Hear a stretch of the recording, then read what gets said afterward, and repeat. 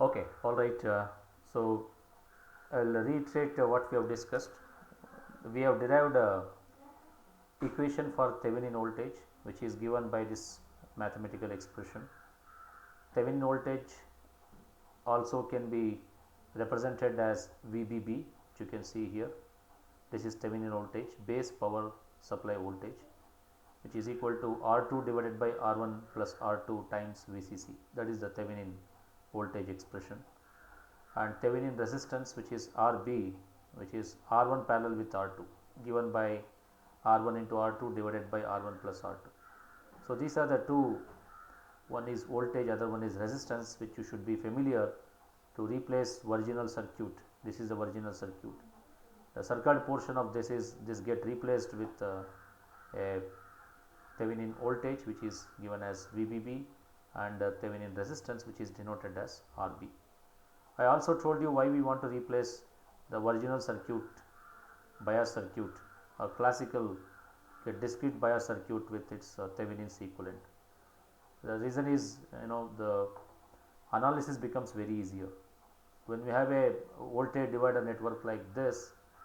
Okay, understanding becomes very difficult here because there are totally, as you are seeing here, three branches here. You can see it. One is R1, other one is the BJT, which is connected to this node, and R2, and here at the junction of this R1 and R2 we apply an AC signal which needs amplification. Since we are discussing only bias circuit, other components of amplifier circuit are removed here. Only we are seeing here the bias circuit. Okay. So now this, once we replace the voltage divider network with its Thevenin's equivalent, the circuit looks like this. And now we have shown, once we apply KVL to the base emitter loop, okay, we arrive at equation for emitter current. Okay, small change derivation we did to estimate base current. Base current is given by emitter current divided by the 1 plus beta. This is a standard uh, expression for the base current. Later when you apply Kirchhoff voltage law to the base emitter loop, we get this equation. Everybody should be familiar with applying KVL. Okay, so this, in this course many times we come across the application of applying KVL to different loops. So be familiar with that. Do not buy at anything. Okay, just apply, learn how to apply KVL. So this is the equation which after applying KVL we got this equation. And since here there are two currents which are different, base current and the other one is emitter current.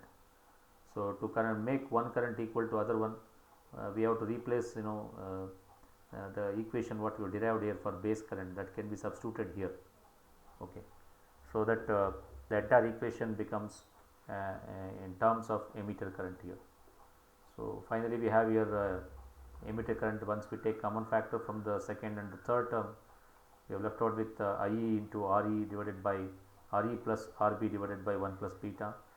Remaining terms you can set it to the right hand side, and after simplification we get emitter current, which is approximately equal to the collector current given by this expression VBB minus VBE divided by RE plus RB divided by 1 plus beta. And close observation of this equation shows that emitter current, which is approximately equal to collector current, this in turn is a function of base emitter voltage and beta. If you remember earlier we said that changes in VB, changes in beta were changing the bias conditions in a transistor. Now even if you look at this equation also, the emitter current or collector current, this is output current in BJT bias circuit or classical discrete bias circuit. And now this current, again from this equation it shows that it depends on base emitter voltage and it depends on beta of a transistor. Now question rises here, how do we make collector current or emitter current independent of these two parameters? These are called base emitter voltage and beta, they are the parameters of a transistor. Base emitter voltage depends on several other parameters also. So those parameters will also affect the base emitter voltage. And also the beta of a transistor, when transistors are manufactured in a lot, beta also keep changing here now. The small assumption in this equation shows that the collector current or emitter current can be made independent of this VB and beta. We will discuss that part later. And now we have to identify the operating point of bias circuit. For that we need to apply KVL to the collector emitter loop. Look at the original circuit and apply KVL equation to the collector emitter loop. This is the collector emitter loop. So this is collector is here and emitter is here. This seems to be like not a loop, but in fact this is going to be a loop. Okay, many times we write only branch here instead of showing a closed loop. If you ask me to write this detailed circuit of this, it looks something like this. I have a BJT which is emitter here, and at the emitter we have a resistor, and look at the collector we have a resistor. And now you can see instead of having power supply here, we can connect power supply something like this. This is a battery here, and this is interconnected to this. Now look at here, is it not a loop now? Okay, now you can apply KVL to this loop, and this is going to be our VCC, collector power supply, and this is going to be the RC, and here we have an RE, and across this we have a collector emitter voltage which is VCE. Okay, so this is the collector emitter loop which you can see here. Though this loop and the circuit which is shown here are same, but many times we write like this. Okay, we don't show with closed loop here. Okay, so in fact this circuit you can imagine just like this. Now you can easily apply KVL to this loop. Okay, minus VCC, and look at current flowing in this loop is IC. Here it is an IC, and that's equal to IE. The current that's flowing in this emitter resistor is IE. So these two currents are equal here. So therefore we can write KVL equation based on that. The final equation which is shown here, you can see here. Okay, minus VCC plus IC times RC plus VCE plus IE times RE equal to 0. You can recheck, verify by applying KVL to this loop. Minus VCC, IC times plus IC times RC. Across this collector and emitter there is a drop of VCE plus VCE plus IE times RE equal to 0. We have started from supply and we ended with supply only. Okay, so this is the final equation for by applying KVL to the collector emitter loop. Rearranging these terms, we can write expression for VCE. So VCE is equal to VCC minus ICRC minus IERE. So this is one of the coordinate of operating point which we call as a Q point. Now we should make sure that for the transistor to operate as an amplifier, these 2 points are very important here, VCE and IC. Okay, we already shown IC expression. Okay, this is second coordinate of the operating point. Okay, and this should be the mid of the load line of BJT. Okay, so VCE is given by this expression. Now question rises here, this IC and VCE depends on several other parameters. Any change in one of these changes the operating point. Once operating point is changed, chances are there where transistor may move from active region to the cutoff or saturation. Either in cutoff or saturation, okay, so BJT will not work like an amplifier. It will work like a switch. Now we should ensure that this VCE and IC should be within the limit, okay, within the boundary of this active region. Otherwise, it will not work like an amplifier. Okay, to proceed further, we want to establish what our bias circuit, the objective of our bias circuit is to establish a constant emitter or collector current. How do we maintain stable emitter current or stable collector current? It all depends on bias circuit. Okay, so bias circuit should be insensitive to the beta variation, and it should also not vary with even changes in VBE. And these two conditions, last class we discussed. Condition number 1 is this. Okay, this is condition number 1. This is condition number 2. condition number one, what it tells you is, if we assume VBB, recall this VBB is nothing but a Thevenin voltage that we have derived. Okay, even if you have forgotten here, I would like to write expression for VBB. Look at this, VBB expression is VCC times R2 divided by R1 plus R2. This is the expression for VBB. Okay. Now here, if you make VBB in this expression, look at this collector current expression here. Okay, VBB, we assume that is far greater than base emitter voltage. If I raise the base power supply, how do we raise base power supply? This is the expression for base power supply. In order to increase the base power supply, you must increase the VCC, because VCC and VBB, they are directly proportional to each other. VBB is derived from the VCC through this voltage divider network. So therefore, here what we are trying to say is, we must make VBB larger than VBE. VBE for a transistor is going to be around 0.5, 0.6, that's how it varies. Okay, even the VBE varies, small change here, we have already seen small change in VBE leads to big change in the collector current. Now how do we compensate that? So any change in the VBE, that should be balanced by raising the base power supply VBB. Okay, that means a variations in VBE is compensated by increasing the base power supply VBB.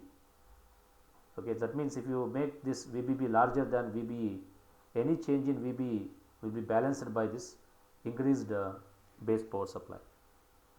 Okay, of course there are other drawbacks also from that, but here what we are trying to say is, if this condition is met, the collector current or emitter current will become independent of this VBE, so that it purely depends on power supply VBB. And second condition is, if RE is made larger than RB divided by 1 plus beta. In other words, in the denominator you can see here, the first term is made larger than the second term here. If you are unable to see this clearly, I will just remove this. I hope you can see these expressions properly. Okay, now is it visible to all of you?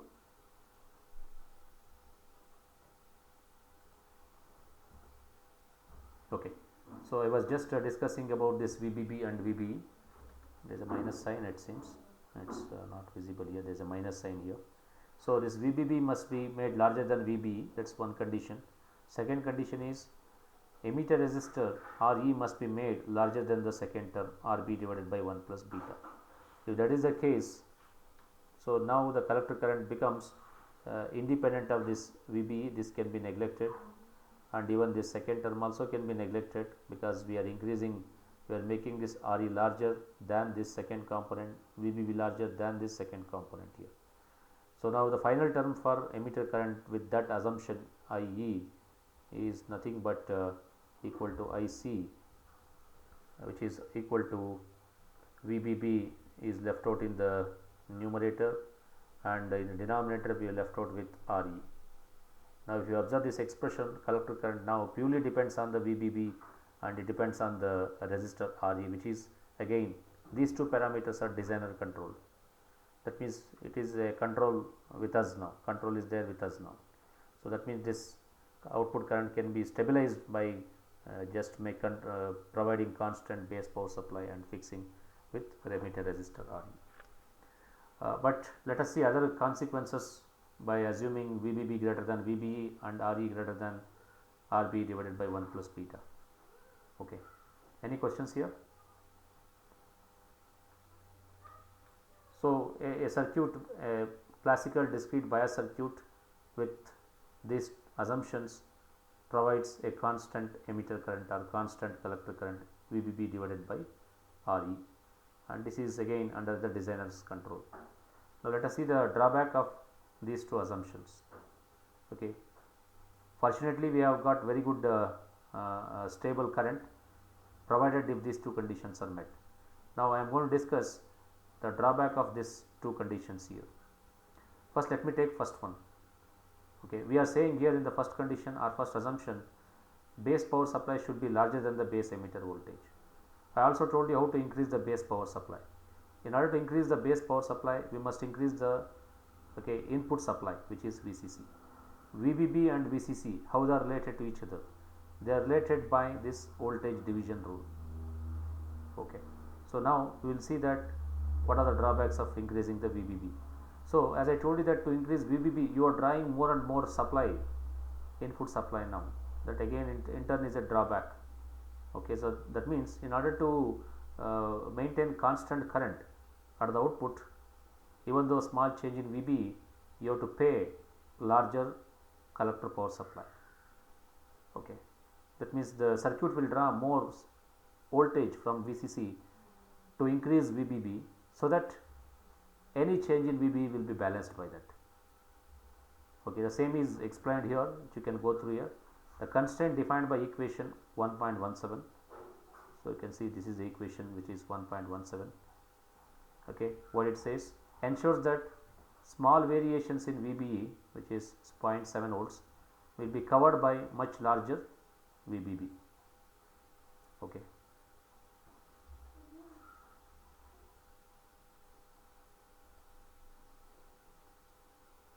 These minus signs are not visible. Okay. So, however, there is a limit on how large VBB can be increased. We can't increase this VBB to a large extent, that there are other consequences are there. What are those we will discuss here. The first thing is, if VBB is increased in order to compensate base emitter voltage, IE also increases, IC also increases, because IE, once we increase VBB, the input current, base current also increases. If base current increases, emitter current also increases. That in turn increases collector current. Also look at this collector base voltage expression. These expressions can be obtained by applying KVL to the bias circuit that we have shown. Straight away I am writing here. If anybody is having doubt, you can just apply KVL to this. Okay, VCB, I am interested in obtaining the collector to base voltage. This is VCB. I am trying to find the equation for VCB. If you apply KVL to this, you get equation for VCB. Okay, you can apply KVL in this manner to the back side of the loop also. So straight away I am writing equation here. So VCB, collector base voltage, is nothing but VCC minus ICRC minus VB.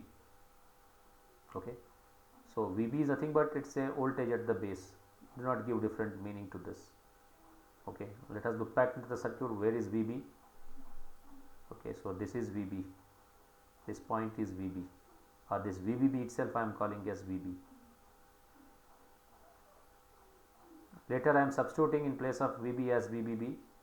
So therefore the expression for VCB is equal to VCC minus ICRC times minus VBB.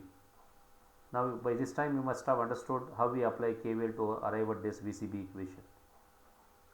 So look at here. Okay, so this is a loop which you can apply the KVL. Okay, either you can apply in this direction or you can apply reverse also. Okay, so minus VCC IC times RC plus VCB times this, okay, the voltage here. Okay, across this resistor there is a voltage VBB, or that can be written as VB. Okay, so that is the expression for VCB. Why I am discussing this VCB is because, as I told you, that in order to balance or compensate base emitter voltage, we are increasing VBB. Okay, now you see what happens by increasing the VBB. I already told you that increase in VBB increases base current, that in turn increases emitter current and collector current. Now we can also see from this, okay, increase in VBB. Let us look into the last expression here. So here if you observe here, VBB is increasing, that in turn increases collector current through the increase in base current. That means this term also get increased. Okay, but this is input supply voltage. If this is fixed at say 15 or 20 volts, now what will happen to the VCB? So this is fixed,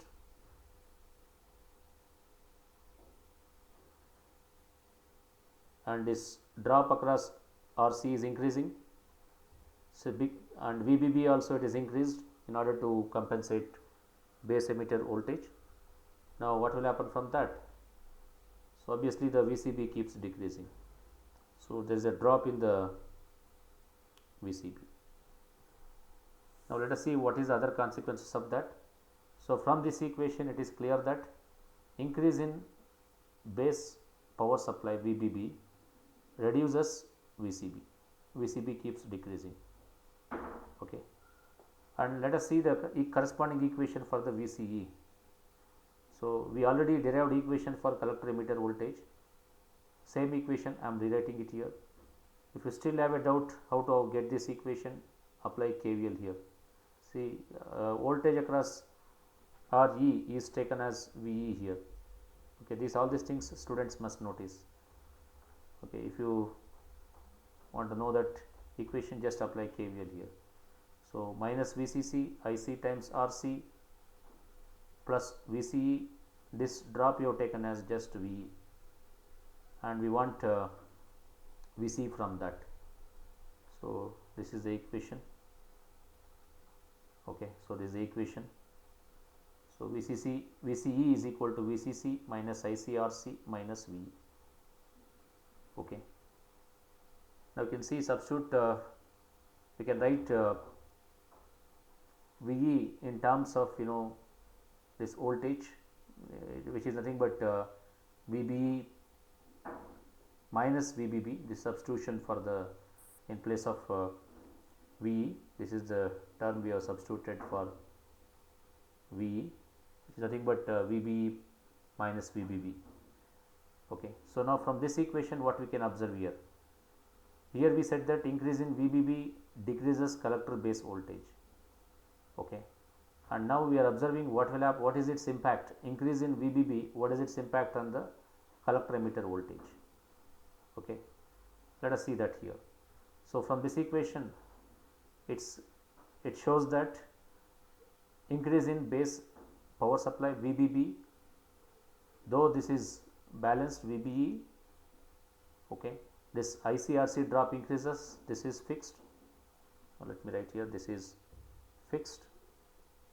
This drop increases. We have seen that increase in IC, increase in base power supply increases ICRC drop, this increases, and even VBB also keep increases. So this is constant, let us assume VB is constant. Now what will happen to the VCE? So obviously VCE has to reduce. Okay, now see that what happened now. Let us summarize now what we have discussed so far. Instead of going through many equations, I just want to make it very simple. So I am discussing just first condition in among these two. We said that increasing VBB or making VBB much greater than the base emitter voltage, the output current can be stabilized. But on other side, what is happening by increasing VBB I am discussing here. Okay, let me put it here itself. By increasing VBB, just to see that, okay, as VBB increases, because of to achieve this changes in VBE, I must increase this base power supply. If that is the case, what will happen to the VCB? We have seen through equation VCB decreases, and once VCB decreases, VCE also decreases. Now what is happening by this? In order to compensate for the change in VBE, we are increasing the base power supply. The base power supply in turn reduces the output voltage, which is VCE. That means gain also depends on this VCE, so gain decreases. So that means to balance this, to restore this changes in VBE or to compensate for the changes in VBE, increase in VBB creates other problems here. The problem here is the output collector emitter voltage keeps decreases. Okay, that means now question rises here, how do we manage these things here? There is a trade off right now. On the one side we have to even balance for the change in VBE, on the other side we have to even manage such that our gain will not decrease our output voltage, collector emitter voltage will not get decreased. So that means we should have a trade-off between to what extent I can increase the VBB so that my gain is moderate. I do not get too much loss in the signal strength due to the drop in the collector emitter voltage. So there must be a trade-off here. Okay, so we can't abnormally increase this base power supply in order to compensate for the change in base emitter voltage. Okay, hope it is clear to you, all of you. Any questions about that? So that's what same factor I am illustrating here. So from these equations we came to know that increase in VBB reduces the collector emitter voltage. Generally from equations 1.17 and 1.18.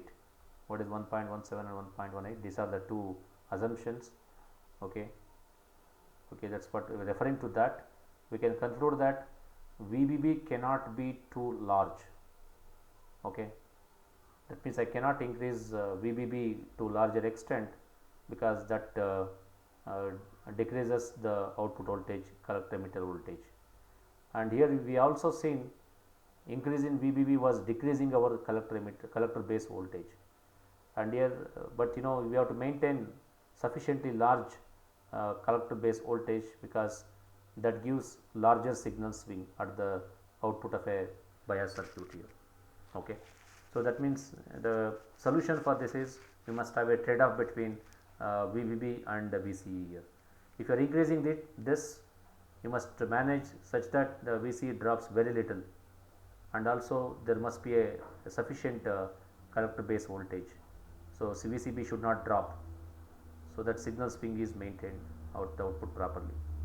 Okay, so the large voltage requirement of VCB and VCE in order to provide large signal swing before the BJT goes into the cutoff or saturation is we must maintain these two things here. Otherwise the transistor moves to cutoff or it may move into the saturation region if these two voltages VCB and VCE are not balanced properly. And now there is a compromise between these three things here: VBB, VCB and VCE. Okay, now let us go with the rule of thumb. As we said that, see, we can't increase this VBB randomly in order to achieve for the changes in base emitter voltage. Now for that there is a rule of thumb which everybody can follow in the design aspects in designing the classical bias circuit, and once this rule of thumb is followed, so this this among these three the variables like high VBB and this dropping VCB and dropping VCE can be balanced to some extent. Okay, so we adopt the following solution in the design of the bias circuit. Okay, so what is that solution? So we must manage this base power supply such that it is 1/3 of the power supply VCC. Choose VBB such that it is 1/3 of the VCC. Similarly, we must ensure that VCB collector base voltage or collector emitter voltage should be such that it must not drop too much, it must be at least 1/3 of the VCC. And also the drop across this ICRC, this is actually the provides shows the gain of an amplifier, and we must ensure that this drop across this ICRC must be 1/3 of the VCC. And now this, if the bias circuit, okay, with incorporating this three rule of thumb, definitely we can manage with changes in the base emitter voltage. Okay, so these three conditions will these three assumptions are called as rule of thumb, and any designer following these three thumb rules definitely will design a very good bias circuit without any issues related to the base emitter voltage. Now we have discussed so far about the first drawback of first assumption. Okay, so with these assumptions we are able to maintain a collector current independent of VBE, but we have seen that increase in VBB what side effects it has got, and to balance this we said that we have to apply rule of thumb. Now let us move on to the second condition here. Second condition purely talks about beta. We already said that beta for different transistors, okay, different transistor is different. Beta is not a single value for all transistor. Okay, changing transistor changes the beta value. So therefore this condition here, okay, if I make emitter resistor very much large compared to the RB divided by 1 plus beta. What is RB divided by 1 plus beta? Look at this. uh, RB is nothing but it is parallel combination of R1 and R2. Yes, recall circuit. So this is RB, R1 parallel with R1 plus R2. R1 parallel with R2, it's not the other way. So that is the RB. Simply you can write this RB as R1 parallel with R2. Now see what happens here. The condition is to balance for the change in beta for multiple transistor. We must make emitter resistor larger compared to the RB and divided by 1 plus beta. We know that beta for a transistor is very large. Typical values are in terms of 100 and 100 to 500, it goes like that. So denominator is very large, and if I maintain even RB also small, definitely this, in our current equation that we have seen here, the IC or IE can be made independent of beta. But now let us see what are the other consequences here. I am saying here, decrease the value of RB. But what is RB? RB is nothing but R1 parallel with R2. When I say decrease the value of R2, RB, that means you must decrease the value of either R1 or R2. Okay. We also said that this R1 and R2 are nothing but they are the voltage divider network that provides input resistance to the amplifier circuit here. Decreasing this RB decreases the input resistance of the amplifier. And what are the drawbacks of decreasing the resistance of input resistance of an amplifier? The signal, because we are coupling to the base of transistor through this RB here. Now decreasing RB itself is, it tries to isolate, okay, and creates huge signal loss at the input. Okay, the signal coupling will not be effective if RB is decreased. So therefore this RB cannot be decreased to small value. Though we say here beta can be managed by decreasing RB, but RB cannot be decreased again to a smaller value. Decreasing RB, okay, creates huge signal loss at the input itself of an amplifier. Okay, so that part we are going to discuss right now here. Okay, all right. Let me move to second condition.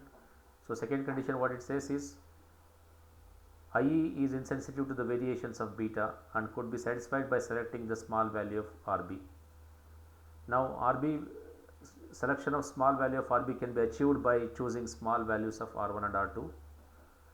Lower the values of R1 and R2 draws higher current from the power supply. That's also another side effect.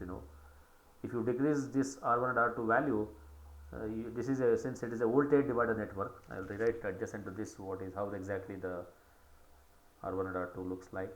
This is R1 and R2. We have a ground here, and here we have a VCC, and this is R1, and the second resistance is R2, and here this circuit goes to BJT. Okay, so this is our VB point here, or VB or VBB. Now observe this one. What we are trying to say is to make this complete circuit, this BJT independent of beta, this R1 value, R2 value must be reduced. Reducing this will draw more supply voltage here, VCC here. That's what we are trying to say here. And what will happen from that? That will result in a lowering of input resistance of the amplifier if the input signal is coupled to the base of the transistor. That means the input resistance here, looking from this for an amplifier, okay, decreasing these two value, okay, so reduces the input resistance of an amplifier. Let us call that as RIF. RIF is nothing but input resistance, or simply let me call as RI instead of calling as RIF. Okay, so input resistance of an amplifier decreases. Okay, once input resistance decreases, okay, so the signal will be huge, signal loss will happen at the input side here. So that means we should have a now trade off between the RB value, to what extent we can decrease, so that beta, the transistor becomes transistor circuit becomes independent of beta. So this implies there is a trade off involved in this part of the design. It should be noted that the second constraint defined by equation 1.18 means that we want to make base voltage independent of the value of beta and determined solely by the voltage divider. This will obviously satisfied if the current in the divider is made much larger than the base current here. So in the current in the voltage divider network typically must be in this range. It must be 1 times IE to 0.1 times IE. If I assume that current in the through the this voltage divider network is within this range, this is again an assumption here, so that beta variation of a transistor can be balanced here. Okay, that's all about these two assumptions. Any questions if you have, I can take up before we go to the example. Any questions here so far?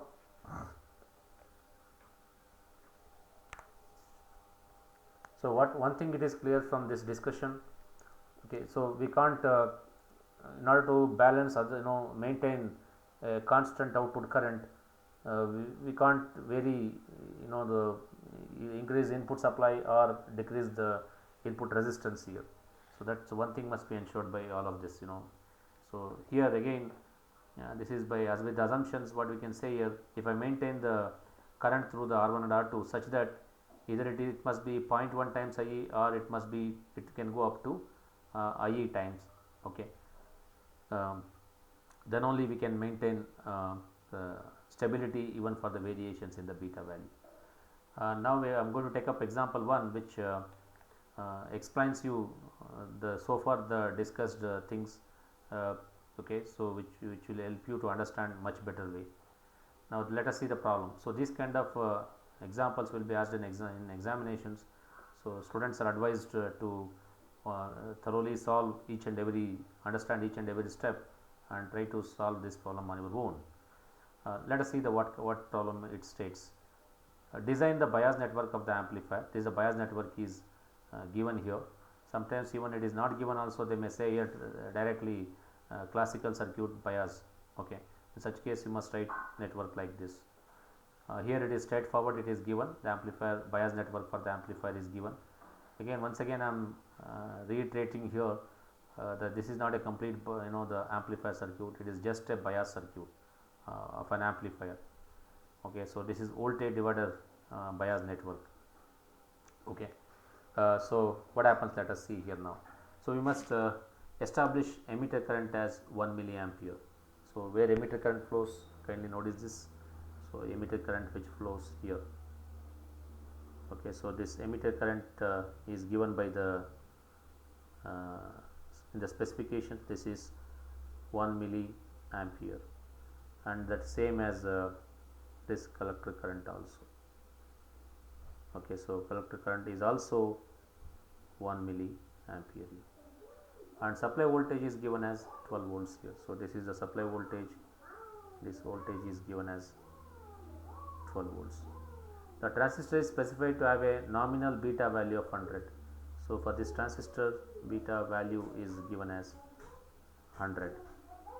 And what it is asked here, you must design the bias network of the amplifier. In the sense, they are asking you to find out the values of this R1, okay, so and R2, RE and RC.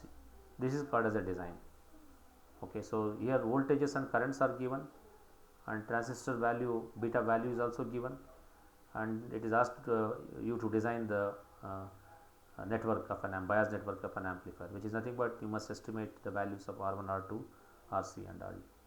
Let us start this problem, and again we will go here straight away with rule of thumb which is discussed earlier. What rule of thumb says, using rule of thumb we can find the value of RC. Let us say here to find the value of RC. So ICRC, according to rule of thumb, drop across this resistor, collector resistor RC, which is RC times IC, that must be chosen as VCC by 3, and this can be written once again as RC times IE. IC is approximately equal to IE, which is VCC by 3. Now we know that this IE can be sent to the denominator and RC can be estimated. This becomes 3 times IE. Okay, IE is given as 1 milliampere and this is VCC is 12 volts. You can substitute that and you can arrive at the value of RC. See, RC value is going to be 4 kilo ohm. So in this we got to know the value of RC with the help of rule of thumb. This is 4 kilo ohm. That means, this having this 4 kilo ohm resistors allows this 1 milliampere of collector current or 1 milliampere of emitter current with this beta value of 100. Now let us find out other resistor values, say namely the RE. RE can be estimated again by the rule of thumb. So VB is nothing but the voltage at the base is, again by applying rule of thumb, it is VCC by 3. Okay, you must also see circuit where VB is, this is VB point here. So though it is not mentioned here, this is the VB point. So this node what is shown here is the VB point.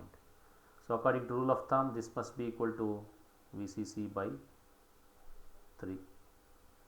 So once you substitute that VCC by 3, you get voltage at VB as 4 volts. That means voltage here is 4 volts.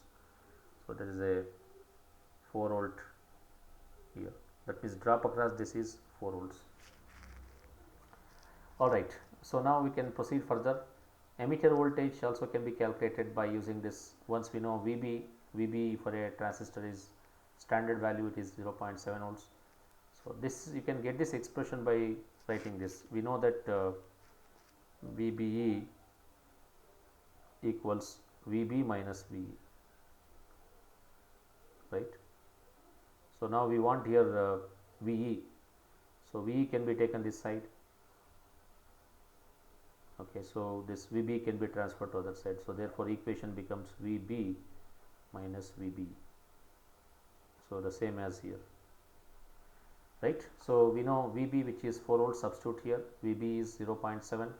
So we got to know V is going to be 3.3 volt. So this value here is 3.3 volt. This is the point V. Okay, so voltage here with reference to ground. All voltages are measured with reference to ground. So this point here is VE, and with reference to ground, so this is 3 volts. Okay, it's 3.3 volts. So this is 3.3 volts. So this is 3.3. Now from this we can find out what is the value of emitter resistor. So now we can write RE as VE by IE. VE is nothing but 3.3, IE is given as 1 milliampere. So RE value is going to be 3.3 kilo ohm.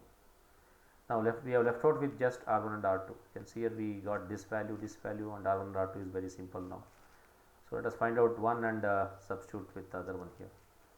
Okay, now here let us assume the base current. There are totally 3 currents are flowing. One is through the R1 and R2. Let us assume the current flowing as I, and again by using rule of thumb we can write this I as R. You can write this as VCC by 3R. How do we write 3R?